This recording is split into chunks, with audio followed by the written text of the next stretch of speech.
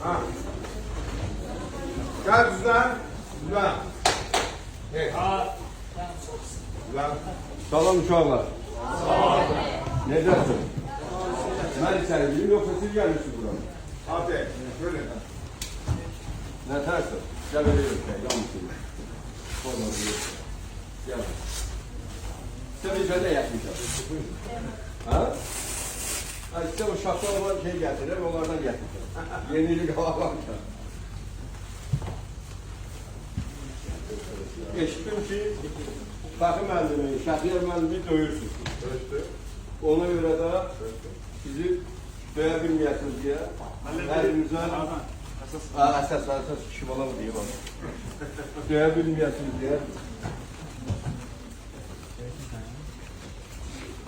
Ha bak, ben yordum.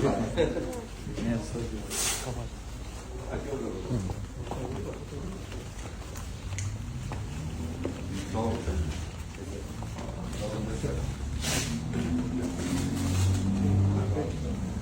Siz kaldınız mı?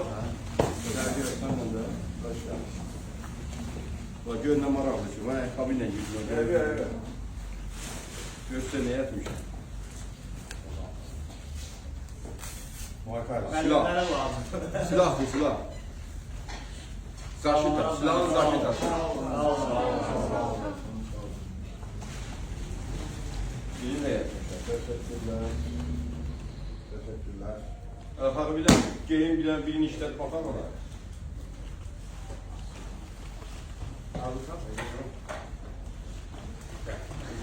Mağazada gelsinler. Şöyle arkaya çekin biraz.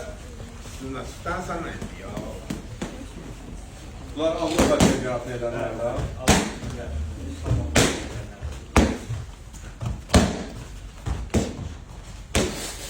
İki. İşte. Ya.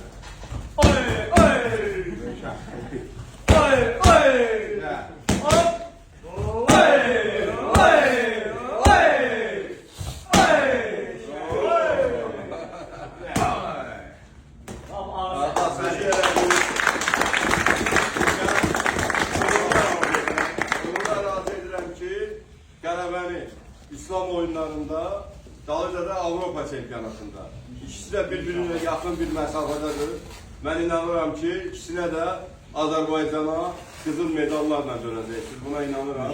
Çünkü her zaman Şəhriyarın, Fəxri müəllimin heç zaman əziyyətləri yerdə qalmayıb.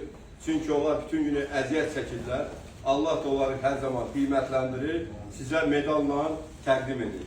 Əlbəttə, bu əziyyətin böyle bir bəhrəsi olur. Bəhrəsi də odur ki, o boyda üç rəngli Azərbaycan bayrağı qalxması, dalgalanması, Azərbaycanın himnisinin səslənməsi ondan böyük insan üçün şərəf yoxdur.